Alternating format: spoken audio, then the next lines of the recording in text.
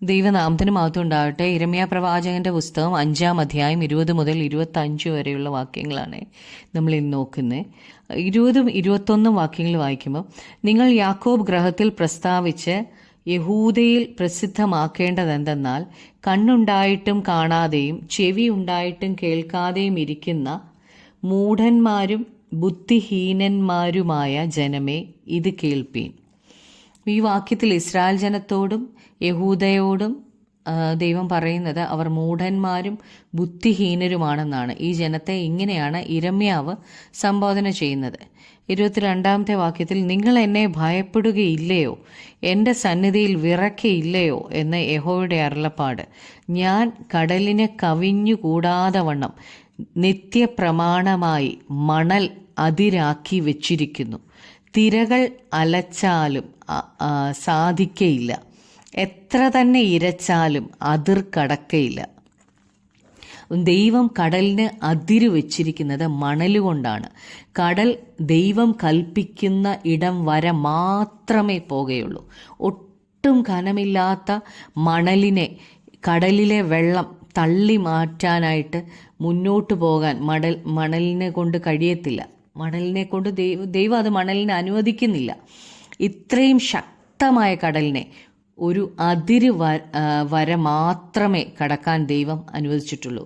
കടല് ദൈവത്തിന് കീഴ്പ്പെടുകയാണ് ചെയ്യുന്നത്. ഇത്ര വലിയ കടലിനെ എത്ര ചെറിയ മണലിനെ കൊണ്ട് അതിര് വരയ്ക്കാൻ ദൈവത്തിന് കഴിയുന്നു. എന്നാൽ ഈ ജനം ദൈവത്തിന് കീഴ്പ്പെടുന്നില്ല. ദൈവം പറയുന്നത് അവർ അനുസരിക്കുന്നില്ല. 23-ാമത്തെ വാക്യത്തിൽ, ഈ ജനത്തിനോ ശാഠ്യവും മത്സരവുമുള്ളൊരു ഹൃദയമുണ്ട്, അവർ ഷണ്ഡിച്ച് പോയി കളഞ്ഞിരിക്കുന്നു. അപ്പോൾ ഇവരുടെ ഹൃദയമാണ് ഏറ്റവും ദുഷ്ടത നിറഞ്ഞത്. പ്രകൃതി വ്യക്തമായി നമ്മെ പഠിപ്പിക്കുന്ന പാഠങ്ങൾ ഈ ജനത്തിന് മനസ്സിലാവുന്നില്ല. അവർ ദൈവത്തോട് ശാഠ്യം കാണിക്കുകയും മത്സരിക്കുകയും ചെയ്യുകയാണ്. ദൈവത്തോട് മത്സരിക്കുന്നത് മൂഢതയും ബുദ്ധിഹീനതയുമാണ് എന്നവർ ചിന്തിക്കുന്നേയില്ല. പ്രകൃതിക്ക് ഇത് മനസ്സിലാക്കാൻ കഴിയുന്നുണ്ടെങ്കിലും തൻ്റെ ജനത്തിന് ഇത് മനസ്സിലാക്കാൻ കഴിയുന്നില്ല.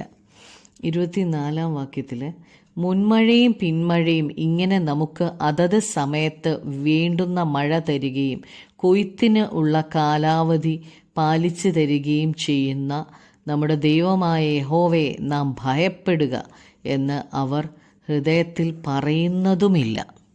അപ്പോൾ ദൈവത്തിൻ്റെ അനുഗ്രഹമാണ് ഈ മഴയും വെയിലും കൊയ്ത്തിനുള്ള കാലാവധിയും എല്ലാം. അപ്പോൾ ഇതെല്ലാം അനുഭവിക്കുന്നു നമ്മൾ. നല്ലവരുടെ മേലും ദുഷ്ടന്മാരുടെ മേലും ദൈവം മഴയും വെയിലും ഒക്കെ തരുന്നുണ്ട്. എന്നാൽ ഈ ജനത്തോടുള്ള ഭയം, ഈ ജനത്തിന് ദൈവത്തോടുള്ള ഭയം ഇല്ല. പ്രകൃതി ദൈവത്തെ അനുസരിക്കുന്നുണ്ട്. എന്നാൽ ദൈവത്തിൻ്റെ ജനമായ യഹൂദയും ഇസ്രായേലും ദൈവത്തെ ഭയപ്പെടാത്തതുകൊണ്ട് ദൈവത്തെ അവർ അനുസരിക്കുന്നതുമില്ല. ദൈവത്തെ ഭയമില്ലാത്തത് കൊണ്ടാണ് അവർ ദൈവത്തെ അനുസരിക്കാത്തത്. 25-ാമത്തെ വാക്യത്തിൽ, ഇവ മാറിപ്പോകാൻ നിങ്ങളുടെ അകൃത്യങ്ങൾ അത്രേ കാരണം, നിങ്ങളുടെ പാപങ്ങളാൽ ഈ നന്മയ്ക്ക് മുടക്കം വന്നിരിക്കുന്നു. ഇപ്പം ഈ മഴയും വെയിലും അല്ലെ കൊയ്ത്തിനുള്ള കാലാവധിയും ഒക്കെ ദൈവം കൊടുക്കാത്തതിൻ്റെ കാരണം അവരുടെ പാപം തന്നെയാണ്. അതുകൊണ്ട് ദൈവം ഈ ജനത്തിന് അവരുടെ പാപം കാരണം മഴയും കൊയ്ത്തിനുള്ള കാലാവധിയും ഒക്കെ കൊടുക്കുന്നില്ല. ദൈവം അവരുടെ നന്മകൾ മുടക്കി വച്ചിരിക്കുക. അതിന് കാരണം മറ്റൊന്നുമല്ല, അവരുടെ അകൃത്യങ്ങളും പാപങ്ങളുമാണ് അവരുടെ നന്മയ്ക്ക് തടസ്സം ആയിരിക്കുന്നത്. അവർ തന്നെയാണ് അതിന് തടസ്സം. അവർ ദൈവത്തെ കുറ്റപ്പെടുത്തിയിട്ട് ഒരു കാര്യവുമില്ല. ഇത് നമ്മുടെയും സ്വഭാവമാണ്.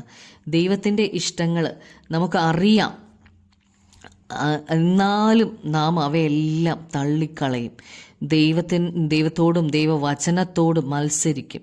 നാം നമ്മുടെ ഇഷ്ടത്തിൽ നടക്കും, നമ്മുടെ ആഗ്രഹങ്ങൾ ചെയ്യും. എന്നാൽ കഷ്ടത വരുമ്പോൾ നാം ദൈവത്തോട് ചോദിക്കും, എന്തിനാണ് ദൈവമേ എന്നോട് ഇങ്ങനെ ചെയ്യുന്നത് എന്ന്.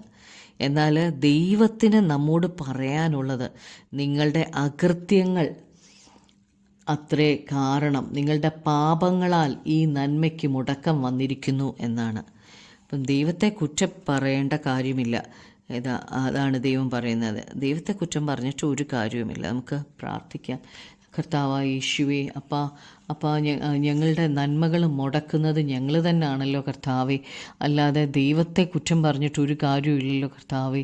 ഭയത്തോടെ ഞങ്ങളുടെ പ്രവാസകാലം കഴിക്കുവാൻ ഞങ്ങൾക്ക് കൃപ തരണമേ. ദൈവത്തോടുള്ള ഭയം ഞങ്ങളുടെ ഹൃദയത്തിൽ അധികമായി തരണേ.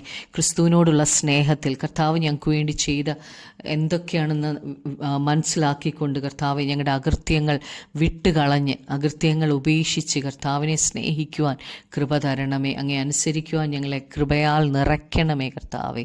ഞങ്ങളുടെ പ്രാർത്ഥന കേട്ടതിനായി നന്ദി. യേശു ക്രിസ്തുവിൻ്റെ നാമത്തിൽ തന്നെ ആമേൻ.